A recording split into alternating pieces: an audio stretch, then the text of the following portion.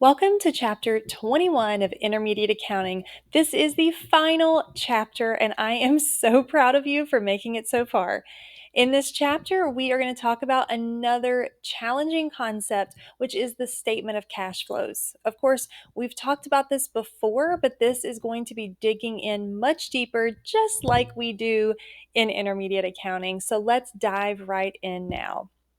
So first, let's look at the different cash categories. So we see cash and cash equivalents on the balance sheet, and let's just talk a little bit about what is included in that.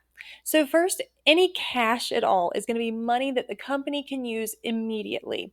This is not just paper dollars and coins. This is checking accounts, anything in petty cash, and any undeposited receipts. We're going to include all of that as long as we can immediately get to it in our cash line item. And cash equivalents is also going to be included there, but it's going to be short term, highly liquid, so things we can really quickly turn to cash, investments. You have to be able to turn those to cash within 3 months or less of when you first invested in them. So a lot of times this is going to be like treasury bills, money market funds, and commercial paper, which are all very short-term investments. So there you're going to see cash and cash equivalents. You can either get your hands on it immediately or within 3 months of your initial investment. Then we have restricted cash. So sometimes some of the money that's sitting in the bank is restricted for a specific purpose. If that is the case, we can't just include that in regular cash. We have to note that that is restricted cash for something specific. It could be that we as the business have decided to set that money aside for something specific, or it could be that the bank is requiring us to, because sometimes with loans, they say, okay, we'll give you a $100,000 loan, but you have to keep at least $10,000 in this bank account and not touch it. So it's very restricted. Or it could be that we have it set aside for a specific project or paying back a bond or something along those lines. So, why is it so important for us to understand cash when it comes to managing a company successfully? So, here's some of the reasons, okay? So, improved decision making.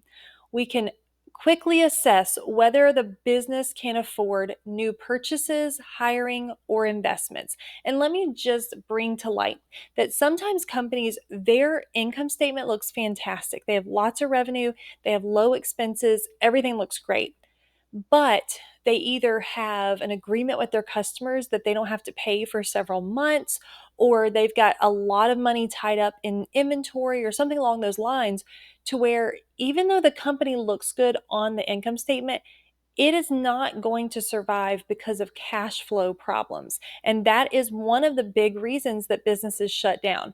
So it can help us make decisions.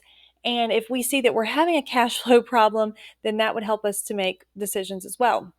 It helps us avoid those cash shortages. So if we are going to be coming up and have to pay all of our bills, if we are keeping a close eye on our cash flow, then we should be all set, or we should know if there's going to be an issue. But if we're not, then we could be surprised with, oh, wait, we don't have the money to pay those things. It can help us to better budget and forecast. So looking forward and knowing what cash we're going to either have on hand or need to arrange things to have on hand. It can help us with that financial stability. Having cash on hand is helpful, even in our personal lives. Like, yeah, I might want to put some money into investments, but I have to make sure I've got cash in a bank account that I can easily access if I have a car repair or a medical bill or a loss of job. Same idea with a business. It also is going to enhance credibility with lenders and investors. They want to see that you have cash there that's available to pay them back as well. Having investments is great, but they want to make sure you have cash. More accurate profit insight. So that will help us to understand the difference between profit and what the available cash is. We don't want to be misleading at all. And operational efficiency. So we can see, okay, this is where our money's tied up. A lot of times it is in inventory or receivables. Inventory is so tricky, and we've talked about this, but a lot of companies don't do well because they have so much tied up into inventory. They're like, we want to have as much on hand as possible so that we don't run out of inventory. But then they just have it sitting there for years, and even if it doesn't go obsolete, we just have cash tied up in it, or we are allowing our customers too long to pay. So identifying that as we do a statement of cash flows can be very helpful as well. So when we get to the statement of cash flows, we're going to look at these three categories. We've got operating activities. This is cash that is generated or used by the company's day-to-day business operations. So we're going to be digging into each of these three in this video, but those operating activities will be the longest list because we're going to have the most going on with just our day-to-day operations. Investing, cash spent or received from buying and selling long-term assets like equipment, property and plant, and investments. So all of those things we're going to see show up. And then financing, we are getting cash by borrowing money or by having people invest in our company, or we're paying cash to pay off the money that we borrowed or give money back to the owners. So these three categories are unbelievably important when it comes to the statement of cash flows. So we are going to have our final case study together. And this is my favorite one. This one's really fun. And I'll be honest, I had ChatGPT help me come up with it. But Fizz Freeze snacks, the original carbonated popsicles. I'm not sure how you would keep carbonation in a popsicle, but look what a fun little picture I made here. We've got the carbonated bubbles and the icicles all in one. Okay, I was really proud of it. So hopefully you're smiling. Okay, so we are going to look at Fizz Freeze through the rest of this final chapter together. And here's an example of a statement of cash flows using using this Fizz Freeze company. So we're always going to show operating activities first. So you can see cash received from customers, and then we're paying cash out for inventory, operating expenses, employees, interest, income taxes, all that where money's going out. Then we're going to list out the investing activities. This is going to be, see, it says they purchased a freezing machine. Okay, so we got cash going out from that. Proceeds from selling a piece of equipment. So we got cash coming in from that. So those are all going to be cash coming in and going out from buying and selling investments. And investments can include equipment and such, right? We're investing in the company and we hope that that's going to help us make future money. Then we're going to have the final section, or the final of these three categories, which is the financing activities. And so again, this will be money coming in from issuing stock or debt, and it will be money going out whenever we are paying back any of that. So then when we take the total of all three categories, the cash inflow and outflow, we are going to have the net increase or decrease in cash. In this case, we have an increase of $27,000. Then we add that to the beginning cash balance, and that tells us our cash at the end of the year. Now, note this, you can go back and check yourself. If the cash at the end of the year doesn't match your balance sheet cash amount, then you've done something wrong. So this is a good way to be able to go back and reconcile that. All right, so let's jump into each of these three main categories, and we'll just cover these main topics of the statement of cash flows before you get into the next video where we look at making this statement more. So operating activities, we said that's cash generated or cash used for the company's core day-to-day operations. So why is it broken out? Well, this indicates the company's ability to generate positive cash flow from its core business. So sure, we might show that we have a lot of cash in the bank, but if it just came from us getting loans from the bank, or it came from us having investors put money into us, then that's not a true picture as to where, if we're going to be able to continue on that way. So it helps us to assess short-term financial health, liquidity, again, how quickly we can get money, and the sustainability of the company.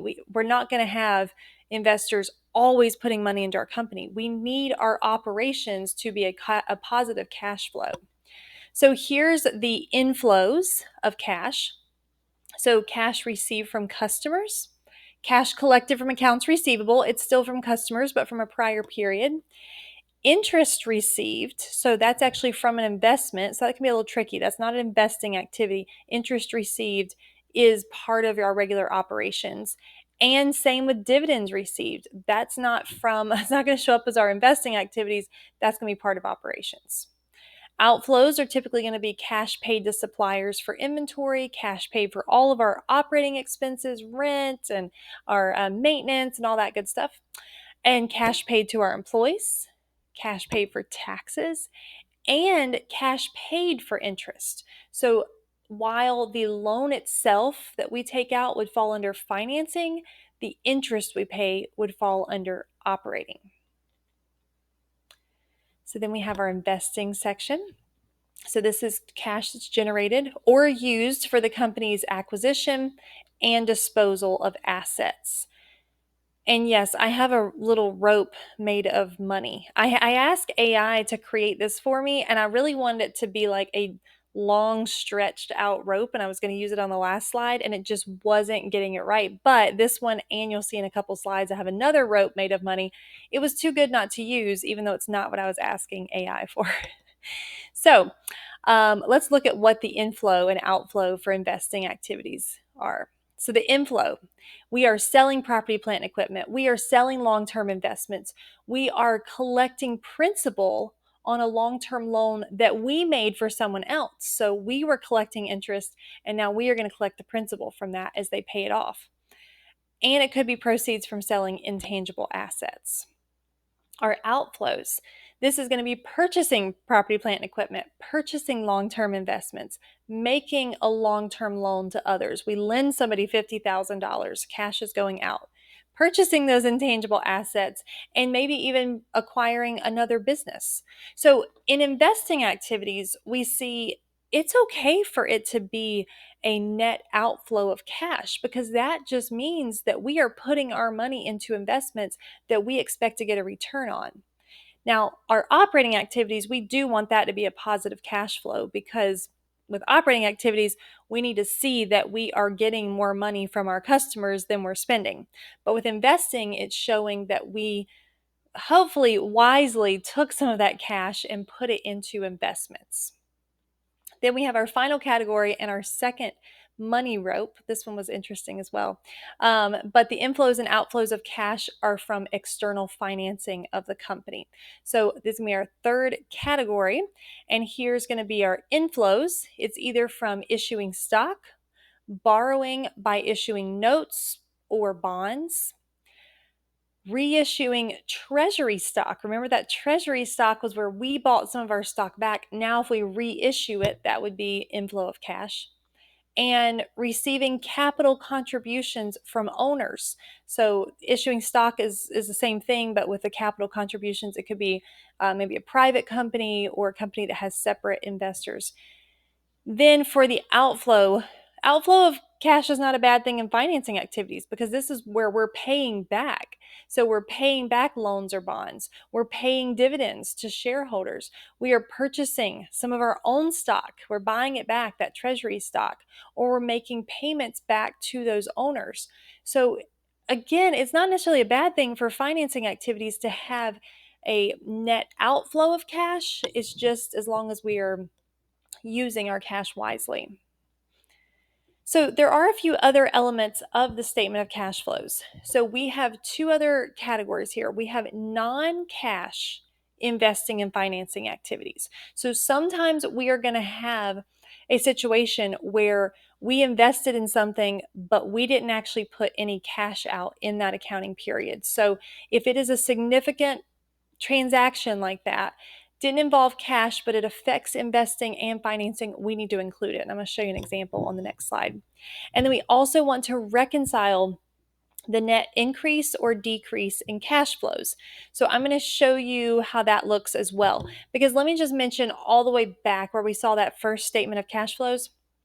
That was the direct method where we just listed out the total of cash from customers, the total that we paid our employees in cash, the total that we paid for our taxes, all that stuff.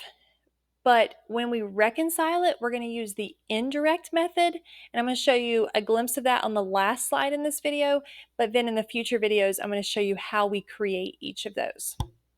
But first, we'll talk about the non-cash investing and financing activities. So again, significant investing and financing activities that do not involve cash, but they still affect the company's financial position. So an example, we've got Fizz Freeze, and they acquired a new delivery van by signing a long-term note instead of paying cash.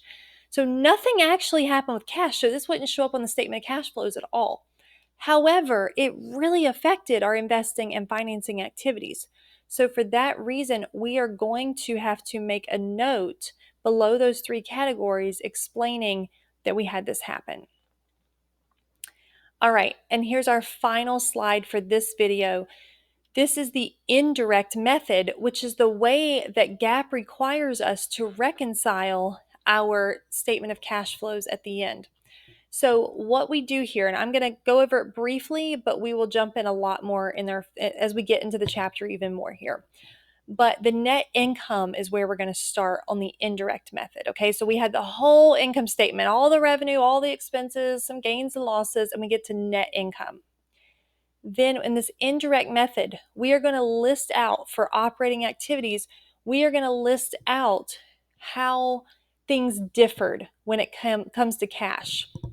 So, okay, we say that we have net income of $27,000, but some of that was a gain on the sale of land. And technically, that's all going to be reflected in the investing activities. So we actually don't need to show that gain in our operating activities. So we're going to take that gain out, which would take our $27,000 in net income to $20,000. And then we say, wait a second, remember that depreciation expense that we took out in order to get to our net income? That wasn't cash leaving. That is not an expense where cash leaves. So let's add that back in there, because ultimately we're trying to get to our cash flow. So we take the depreciation expense and we add it back in. Loss on sale of equipment. Well, that's going to be reflected in the investing activities. So we don't actually need to show that loss under operating. Let's add that back in.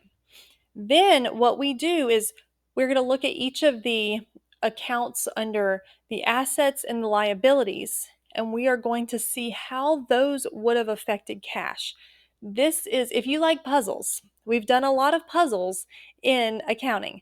This is the ultimate puzzle in accounting, where you are going to be taking the income statement and the balance sheet and any other notes, and you're going to be comparing those to see how much cash did we actually receive from customers. If there's an increase in accounts receivable, some of that revenue that we were showing in income did not come in cash. So if there was an increase in accounts receivable for $2,000, then that's $2,000 less than we actually got from customers, because there's an increase in accounts receivable. There's more customers that owe us money. If there's a decrease in inventory, then okay, that means some of the inventory that we had bought previously, we're using in cost of goods sold now. So I'm not going to get too much further into it in this video, but when we jump in, this is really where we're like decoding it, like an escape room. We're taking all the information we have and we're going to try to put the pieces of the puzzle together to make this statement of cash flows work. And ultimately, we need to get back to that number that was the net cash provided from operating activities, which again, just like we saw in the direct method, was $42,000.